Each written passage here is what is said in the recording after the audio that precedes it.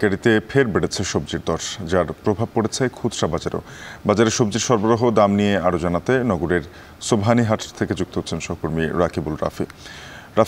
কয়েকদিনের ব্যবধানে সবজির দাম বেড়েছে, আর প্রকারভেদে কেজি প্রতি কত টাকা দাম বেড়েছে, ব্যবসায়ীরা কি বলছেন?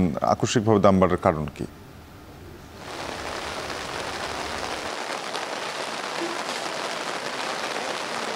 শাফিন, দেখুন, আসলে এই যে দাম বৃদ্ধির যে প্রভাব যেটা রয়েছে, এটা কিন্তু খুচরা বাজার এবং পাইকারি বাজার দুটোতেই পড়েছে।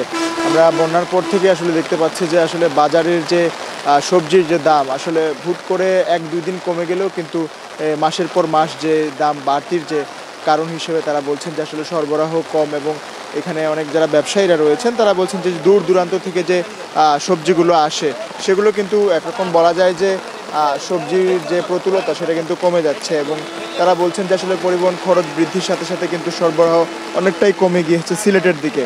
এবং তারা বলছেন যে ইদানিং যে ট্রাকগুলো বা বড় বড় পিক আপগুলো আসে সেগুলো কিন্তু ঢাকা এবং চট্টগ্রামের দিকে চলে যায়, যার কারণে সিলেটে খুব কম সরবরাহ হচ্ছে।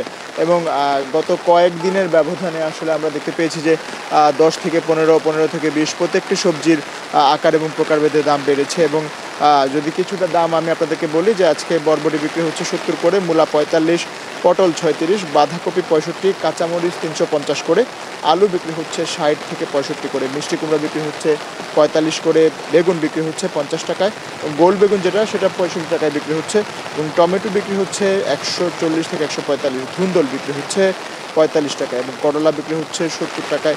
শশা কিছুটা দাম বেড়েছে, 50 থেকে 55 টাকায় বিক্রি হচ্ছে, কাঁকরোলও বিক্রি হচ্ছে 70 টাকা, লাউ বিক্রি হচ্ছে 80 টাকায়, ঢেঁড়স বিক্রি হচ্ছে 45 টাকায়, গাজর বিক্রি হচ্ছে 120 টাকা, এবং লেবু প্রতি পিস বিক্রি হচ্ছে 5 টাকা করে, এবং কাঁচা কলা বিক্রি হচ্ছে প্রায় 50 থেকে 55 টাকায়, মুখি বিক্রি হচ্ছে কচুমুখী যেটা সেটা 50 থেকে 55 টাকায় বিক্রি হচ্ছে, চিচিঙ্গা বিক্রি হচ্ছে 55 টাকায়, লাল শাক, দুগি শাক, পালং শাক এগুলো কিন্তু কেজি প্রতি মোটামুটি প্রায় 5 থেকে 6 টাকা বেড়ে গিয়েছে।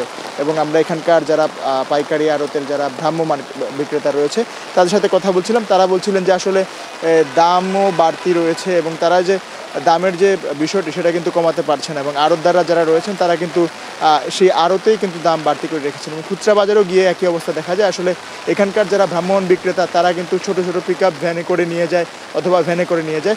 দেখা যায় যে আসলে ক্রেতা যেখানে রয়েছে, ভ্রাম্যমাণ ক্রেতা যারা শুরু করে যারা পাড়া মহল্লায় থাকেন ক্রেতা এবং খুচরা বাজারের ক্রেতা, তাদের কিন্তু একটা অভিযোগ রয়েছে আসলে দাম এখনও পর্যন্ত সিলেটের সবজি বাজারে কমছে না। তো এই ছিল আমার কাছে সিলেটের সোবহানীহাট এলাকা থেকে সবজি বাজারের সর্বশেষ খবরাখবর। শাফিন। সহকর্মী রাকিবুল যুক্ত